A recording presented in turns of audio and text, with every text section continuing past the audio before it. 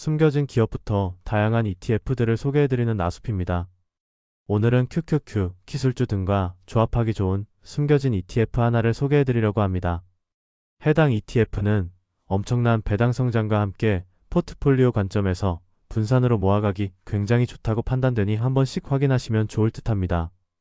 바로 티커명부터 알려드리자면 오늘 알아볼 ETF는 IAI로 미국 브로커, 딜러, 증권거래 관련 주식에 투자하는 종목입니다. 따라서 주로 미국의 투자은행과 증권사, 주식거래소 등에 투자하며 미국 투자 서비스 주식에 집중 투자한다는 특징을 가지고 있습니다. 실제로 IAI의 구성 종목을 보면 골드만삭스 14.26%, S&P 글로벌 12.45%, 모건 스탠리 12.19%, 코인베이스 7.16%, 찰스 슈왑 4.79%로 미국의 투자은행과 암호화폐 거래소, 증권사 등이 포함되어 있는 걸 알 수 있습니다. 이를 비중 10위까지 보면 상위 5종목에 투자 비중이 많이 쏠려 있다는 걸 알 수 있는데요. 이는 IAI가 시가총액이 클수록 비중을 높게 가져가는 ETF이기 때문입니다. 보통 이러한 방식을 시가총액 가중 방식이라고 하죠. 물론 한 종목당 최대 비중이 22.5%를 넘을 수 없고 비중 4.5% 이상의 종목이 전체의 45%를 넘을 수 없는 등의 제한은 존재합니다. 아무튼 현재 상위 투자 종목인 골드만삭스, S&P 글로벌, 모건 스탠리의 2023년 주당 순이익과 올해 예상 주당 순이익을 비교해보면 확실히 큰 성장을 보여주고 있음을 알 수 있습니다. 특히 골드만삭스의 경우 2021년 이후 실적이 꽤나 부진했지만 올해에는 50% 이상의 성장을 기록할 것으로 예상됩니다. 이렇게 최근 1년간 빠른 시장 회복에 따라 구성 종목의 실적 성장이 뛰어난 만큼 최근 1년 총수익률을 보면 IAI 54.05%, VOO 34.97%, QQQ 36.38%로 S&P 500 ETF와 나스닥 100 ETF에 비해서 훨씬 더 좋은 성과를 내고 있습니다. 이러한 IAI의 기본 정보를 보면 총 수수료는 0.4%로 다소 높은 편이고 기초 지수는 다우존스 지수를 추종합니다. 그리고 상장일은 2006년 5월 1일이며 운용 규모는 하나 약 2.5조 원이고 하루 평균 거래량은 10만 주 정도입니다. 이처럼 IAI는 수수료는 조금 높은 편이지만 오랜 기간 미국 투자은행과 증권사, 금융거래와 데이터 관련 주식에 투자해오면서 모닝스타로부터 위험조정 총수익률을 기준으로 별 5개를 받을 만큼 훌륭한 성과를 내고 있는 ETF입니다. 다음으로 IAI의 최근 10년 동안의 배당 지급 내역을 보면 꾸준한 우상향 그래프를 그려왔습니다. 아쉽게도 2023년에는 살짝 역성장하는 모습을 보였지만 그래프를 길게 보면 배당 성장 ETF로 봐도 될 정도로 안정적인 성장세를 보여주었습니다. 10년 동안 배당금이 대략 4배나 늘어났네요. 이를 연도별 배당 성장률로 보면 좀 더 와닿으실 텐데요. IAI는 지난 10년 동안 단 2번을 제외하고 매번 10% 이상의 배당 성장률을 기록해왔습니다. 따라서 이름에 배당 성장은 들어가 있지 않지만 미국 금융 섹터에 투자하면서 엄청난 배당 성장을 이뤄내고 있는 종목임을 파악할 수 있었습니다. 이러한 IAI의 지난 10년 동안의 연평균 배당 성장률은 16.8%이며 이는 10년 이후 배당금 4배 증가, 16년 이후 배당금 10배 증가가 나타나는 수치입니다. 이처럼 IAI는 미국 주식, 미국 금융시장에 대한 장기 투자 관점에서 배당 성장 ETF로 충분히 고려해 볼 만한다고 판단됩니다. 아무튼 IAI의 현재 배당률은 1%로 최근 주가가 엄청나게 상승하면서 배당률 자체는 많이 낮아졌고 배당 기준일은 매년 3월, 6월, 9월, 12월이며 배당 지급일도 매년 3월, 6월, 9월, 12월입니다. 이렇게 IAI가 어떤 ETF인지 소개해드렸고 이제 QQQ, 기술주 등과의 조합을 알아보겠습니다. 우선 IAI가 QQQ, 기술주 등과의 조합이 좋은 이유는 바로 낮은 상관관계를 가지고 있기 때문입니다.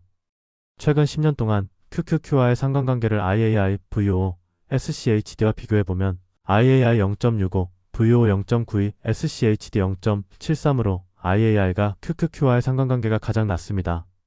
따라서 다른 ETF들에 비해서 QQQ와 다른 방향으로 움직일 확률이 높다는 거죠. 그렇기에 분산 관점에서 두 ETF는 함께 모아가기 좋을 겁니다. 왜냐하면 장기적으로는 둘 다 우상향하는 자산이지만 한쪽이 오를 때에는 한쪽이 하락하면서 안정적인 우상향 그래프를 그릴 수 있기 때문이죠. 그리고 최근 10년 연평균 수익률을 보더라도 IAI는 S&P 500 ETF인 VOO, 배당 성장 ETF인 SCHD보다 더 높은 수익률을 기록하였기에 QQQ와 조합을 하더라도 수익률 자체의 감소폭이 적을 수밖에 없습니다. 이렇게 ETF별로 QQQ와 5대5 조합의 성과를 보면 연평균 수익률에서는 IAI와 QQQ와의 조합이 17.45%로 가장 높았고, 최대 낙폭에서는 SCHD와 QQQ와의 조합이 마이너스 24.09%로 가장 안정적이었습니다. 이처럼 지난 10년 동안의 연평균 수익률에서 IAI QQQ 조합이 SCHD QQQ 조합보다 1.8% 더 높은 수치를 기록하였지만, 최대 낙폭에서도 2.8% 정도 밖에 차이가 나지 않기 때문에 IAI QQQ 조합이 조금 더 메리트가 높다고 판단됩니다. 그리고 SCHD QQQ 조합과 마찬가지로 IAI QQQ 조합 역시 겹치는 종목이 거의 없습니다. 제대로 말하자면 겹치는 종목이 단 하나도 없죠. QQQ는 기본적으로 나스닥에 상장된 종목 중에서 금융주를 제외하기에 금융주에만 투자하는 IAI와 종목이 겹칠 일이 없습니다. 따라서 두 ETF의 조합은 종목 분산도 잘 이루어진다고 할 수 있겠습니다. 참고로 두 ETF를 조합했을 때 비율별 성과는 다음과 같으니 참고하시길 바랍니다. 기본적으로 QQQ 비율이 높아질수록 연평균 수익률이 좀 더 올라가는 대신 최대 낙폭이 커지고, 반대로 IAI 비율이 높아질수록 연평균 수익률이 좀 더 내려가는 대신 최대 낙폭이 작아집니다. 개인적으로는 IAI는 금융주에만 집중 투자하는 종목이기에 QQQ의 비중을 조금 더 높게 가져가는 것이 시장과 가장 비슷하고 그만큼 무난한 조합이 될 것이라고 생각합니다. 이렇게 QQQ, 기술주 등과 조합하기 좋은 ETF인 IAI는 금융 섹터 전체에 투자하는 XLF에 비해서 훨씬 더 좋은 성과를 내는 종목입니다.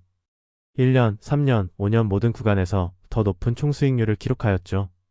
따라서 미국 주식시장에 대해서 우상향, 장기 투자 관점에서 QQQ, VO 등의 지수형 ETF를 모아가고 계신 분들이라면 IAI 역시 한 번쯤은 함께 고려해 볼 만한 가치가 있는 종목이라고 생각됩니다.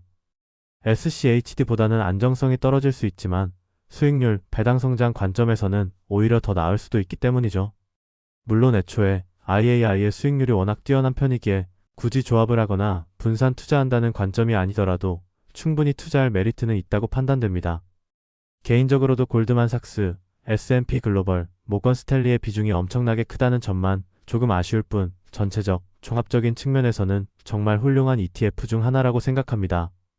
특히 대형 투자은행부터 대형 신용평가사, 금융 데이터 회사뿐만 아니라 뉴욕 증권거래소를 보유한 종목, 나스닥 거래소를 보유한 종목까지 다양한 관련 주식에 투자해주기 때문에 이러한 종목들에 투자하길 원하시는 분들께는 아주 적합한 투자처가 될 수 있겠습니다. 이렇게 오늘은 QQQ, 기술주 등과 조합하기 좋은 숨겨진 ETF 하나를 소개해드렸습니다. 해당 ETF는 엄청난 배당 성장과 함께 포트폴리오 관점에서 분산으로 모아가기 굉장히 좋다고 판단되는데요.